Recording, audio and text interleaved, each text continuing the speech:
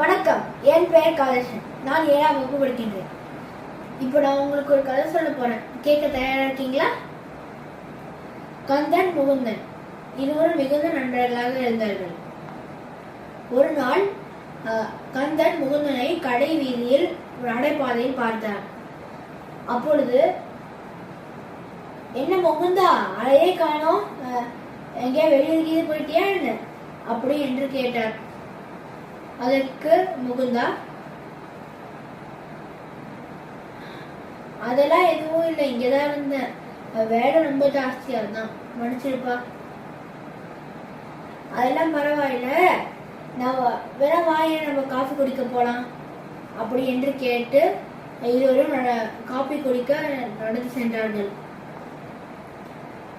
அதற்கு பிறகு கந்தன் முகுந்தனிடம், ஏன்னா ஒரு ஞாயிற்றுக்கிழமை என் வீட்டுக்கு விருந்து சாப்பிட வரியா என்று கேட்டார்.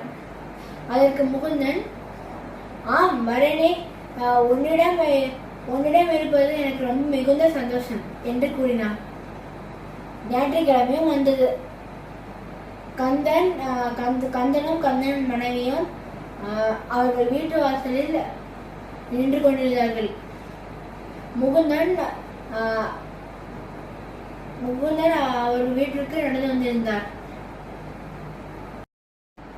முகுந்தனை பார்த்த சந்தோஷத்துடன் கந்தா, பாப்பா முகுந்தா, வா வா என்று அழைத்தார்.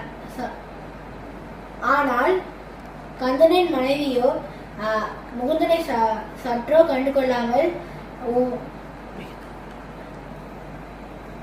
வாடின முகத்துடன் நின்று கொண்டிருந்தாள். அதை பார்த்த முகுந்தனின் மனம் மிகவும் வாடிவிட்டது. அவர் கந்தனிடம், கந்தனா இன்னொரு நாள் வர என்று கிளம்பிவிட்டார். இதிலிருந்து நம்மளுக்கு என்ன தெரியுது? திருவள்ளுவர் எழுதிய திருக்குறள், மோப்ப குலையும் மனுஷம் முகந்திருந்து நோக்க குலையும் விருந்து.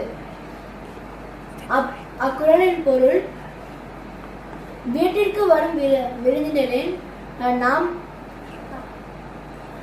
இன்முகத்துடன் வரவேற்க வேண்டும்.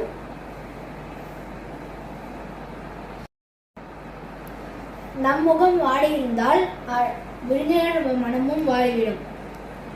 அனிச்ச மலர் நம் முகந்தவுடன் வாடிவிடும். அதுபோல